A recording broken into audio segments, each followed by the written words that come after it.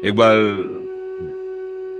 केवल राम नाम के एक भगत थे, किसान, गरीब आदमी। पहले हमने देखा है गांव में बहुत गरीबी होती थी, अब तो थोड़ा आर्थिक व्यवस्थाएं सुधरी हैं, क्योंकि पहले ट्यूबवेल आदि की व्यवस्थाएं नहीं थी, बहुत मुश्किल से सिंचाई होती थी, और खाद आदि भी नहीं थे। गाय के गोबर आदि की खाद डाली जाती थी। 1 बीघा खेत में 6 मन या 8 मन गेहूं पैदा होता था। अब तो 40-50 मन पैदा होता है, पहले 6-8 मन। बड़ी मेहनत की जिनकी खेती है, और जो कार्य करते हैं तो 8 रुपया 10 रुपया 8 घंटा के थे, फिर और बड़ा तो 20 रुपया, अब तो 500 रुपया है।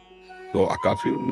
तो उस समय था कि बहुत ही कम था जब केवल राम, और वो संत सेवी थे।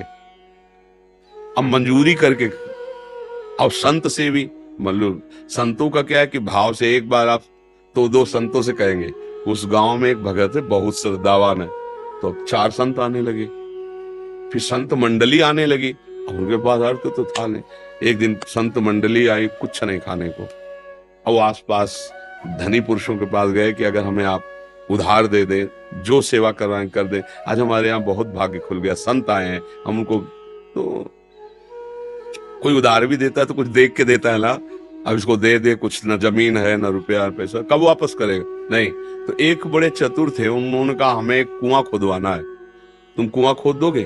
पक्का, हम और पत्नी दोनों मिलकर कुआं खोद देंगे, पर आप इतना दे दो कि हमारे संत पाले। उनका जय दिन संत रहेंगे, तय दिन हमारे यहाँ से ले जाओ भोजन। तो आटा दाल घी चा, बड़े प्रसन्न। 2-3 दिन संत रुके, खाए पे चले। अब वो दोनों पति पत्नी कुआं खोदने में लगे।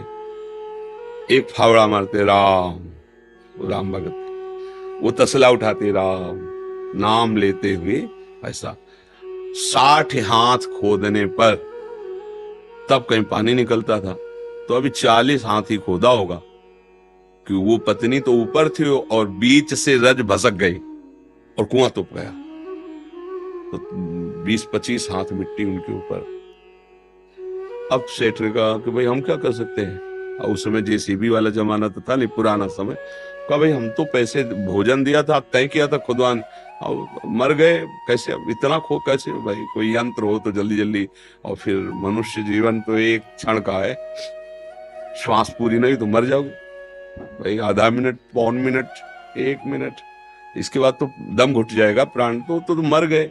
ऐसा सबको पत्नी को समझा बुझा के कुछ दे ले खान पान के, कि भाई वो तो पधारी गए हैं, अब जब आपको जरूरत हो हमसे ले जाना, ये सहयोग कर सकते हैं। अब तो ऐसा तो नहीं कि कुआं खोदा जाए जिंदा मिले।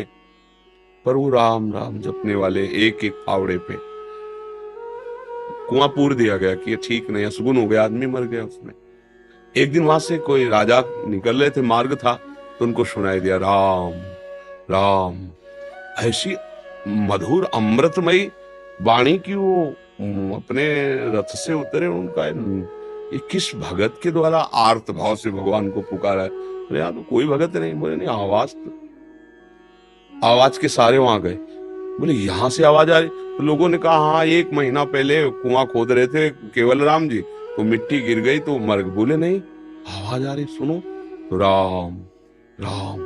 अब वो तो राजा थे, तुरंत हुक्म किया, तो बड़े जो राजकीय विभाग सैनिक सब लगे, मिट्टी हटाई गई।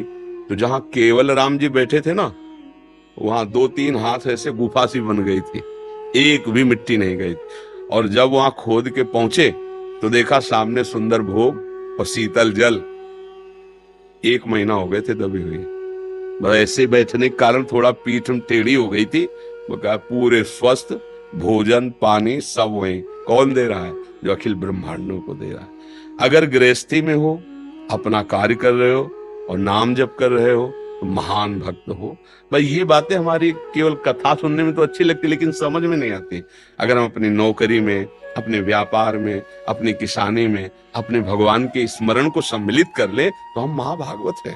बिल्कुल, इसमें बिल्कुल डरने की जरूरत नहीं कि अब हम भजन करेंगे तो गोली कैसे चलाएंगे। वो भी भजन है, जैसे माला से भजन हो रहा है वैसे गोली चलाने। अगर तुम्हारा अधिकार है और कानून व्यवस्था आदेश करती है उसको दंड देने के लिए, तो वो दंड देना भी भजन ही होगा। ऐसा